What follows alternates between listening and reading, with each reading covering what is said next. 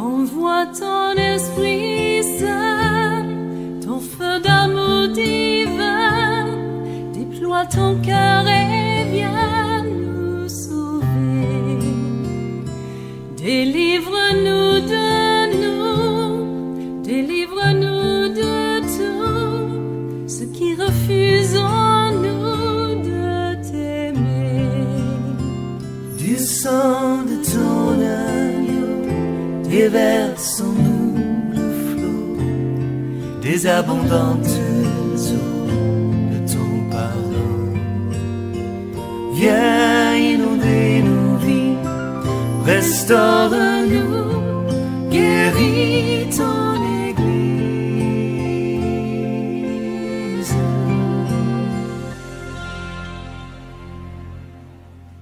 Le sujet que nous traitons, notre sujet principal que nous traitons est la lecture spirituelle de la crise dans notre pays. C'est le sujet que nous avons commencé à traiter depuis déjà plusieurs mois. Nous parlons des choses que le Seigneur nous a dites lorsqu'il s'est révélé à nous. Lorsqu'il m'a appelé à son œuvre, il m'a parlé du pays. Alléluia.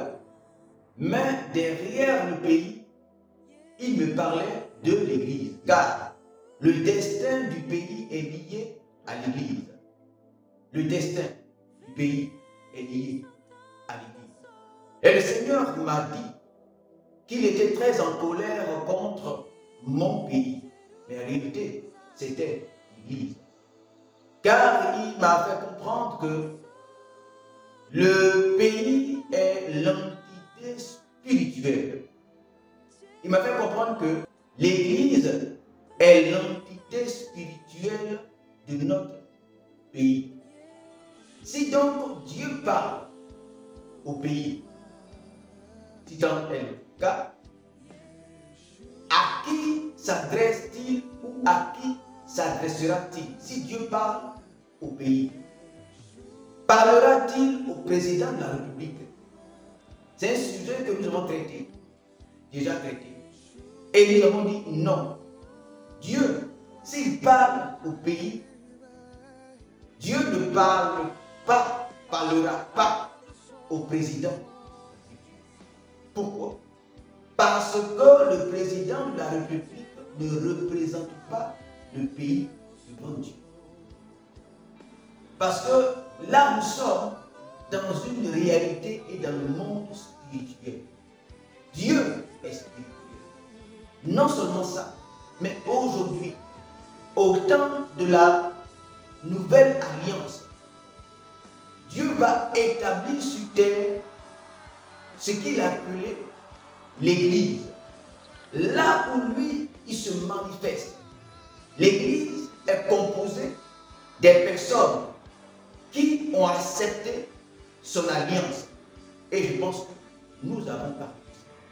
Lorsque nous acceptons l'alliance de Dieu par le sacrifice qui est Jésus qu'il a fait à Golgotha, ces choses dont l'Ancien Testament parlait autrefois, à travers, par exemple, l'autel des sacrifices, afin que le péché du peuple soit pardonné. En ce moment-là, c'était des sacrifices qui étaient des sacrifices d'animaux qui étaient faits. Mais à un autre temps, Dieu va faire un autre sacrifice à l'image de celui qu'il a demandé à Abraham et que Abraham devait faire à travers son fils unique Isaac. Alléluia. Et Dieu va le manifester, Dieu va le réaliser, Dieu va l'accomplir à travers la mort de Jésus-Christ.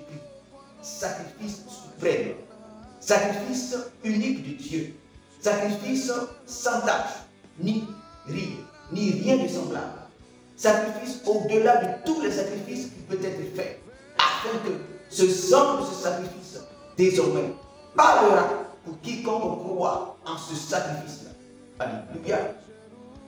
De même que nos parents ont fait des sacrifices hier, et que ces sacrifices parlent sur la vie de tous ceux qui sont liés à ces sacrifices-là, de tous ceux qui n'ont pas rompu ces sacrifices antérieurs, n'est-ce pas, demain.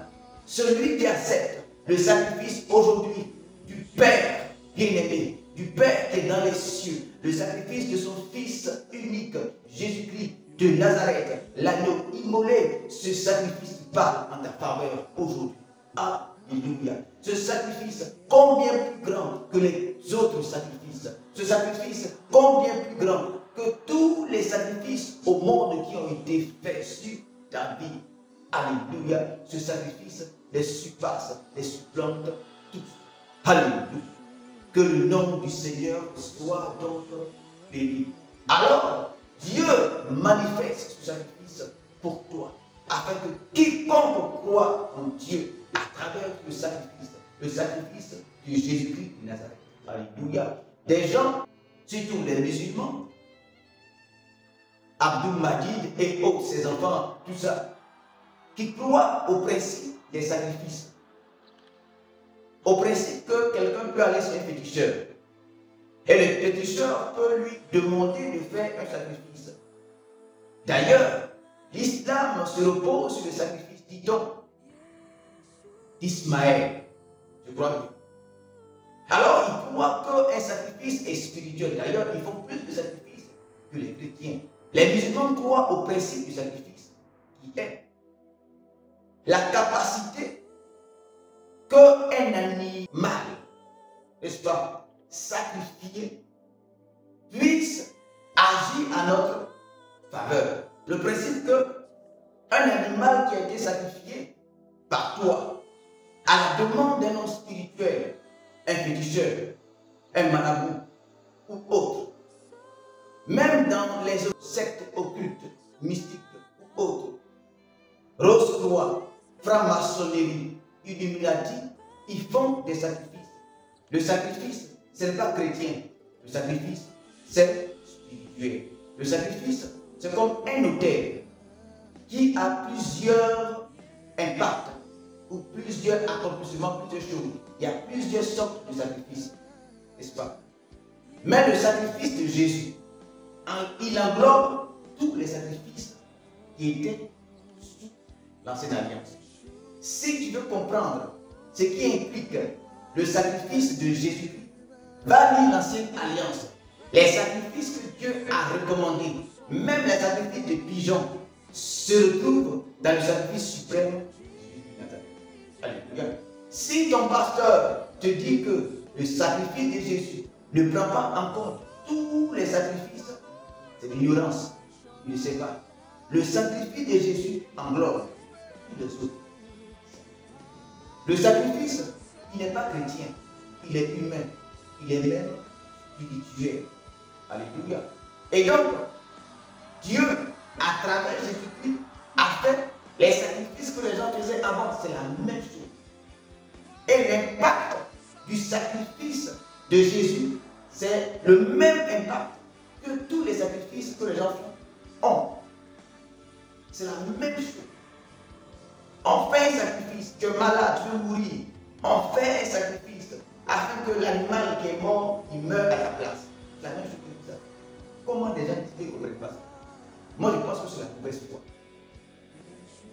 Dieu a fait un sacrifice par son Fils Jésus pour nous racheter.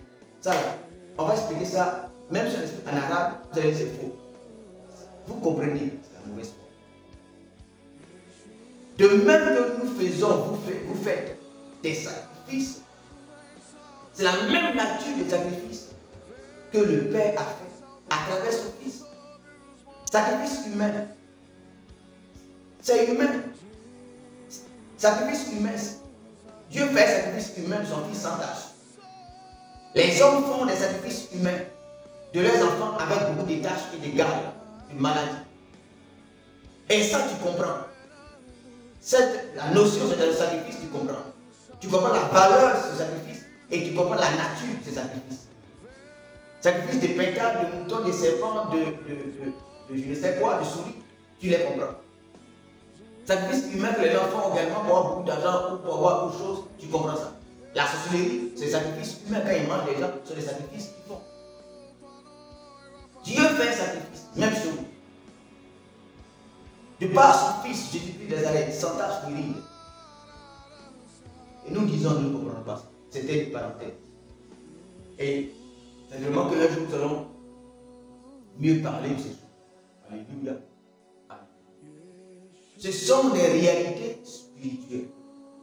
Et nous disons que pour que vous puissiez nous comprendre notre démarche, le thème général que nous traitons est la lecture spirituelle de la Christ dans notre vie. Un sacrifice a des réalités spirituelles, il faut comprendre. Le sacrifice de Jésus-Christ a une réalité spirituelle, il faut comprendre. Les sacrifices des marabouts ont aussi des réalités spirituelles, il faut comprendre. Toutes les sortes de sacrifices dans l'Ancien Testament ont chacun une réalité spirituelle, il faut comprendre. Et j'ai dit que tous ces sacrifices-là se matérialisent ou s'accomplissent dans le seul sacrifice du Père Abraham. Amen. Alors, Jésus-Christ a pu dire en Matthieu, depuis Matthieu 23, 24, il nous a parlé des signes qui accompagneront son avènement ou des signes précurseurs de son avènement. Il a dit, si vous voyez ces choses, c'est que le temps du Fils de l'homme est proche. Alléluia. Le livre d'Apocalypse également, à travers les sceaux qui sont ouverts, nous parle d'animaux qui apparaissent et qui influencent nos terres de plusieurs façons, à travers des mortalités, à travers des guerres, à travers des famines, à travers des crises économiques, etc. et etc. Alors, la crise économique est une réalité physique. Mais la Bible dit, lorsqu'on dit que le kilo de blé sera payé à 1 denier, elle nous parle de la crise économique. Or, l'Apocalypse nous montre que derrière cela, il y a des réalités spirituelles qui font que ces choses-là seront manifestées. Sinon, qui feront que ces choses-là seront manifestées. Lorsque les sceaux s'ouvrent, des animaux bizarres sortent et amènent sur la terre des maladies, des guerres. Ces animaux feront que les hommes vont s'égorger les uns les autres, des crimes, des guerres. Or, la Bible nous dit, nous révèle que derrière ces choses, il y a des influences, il y a des démons.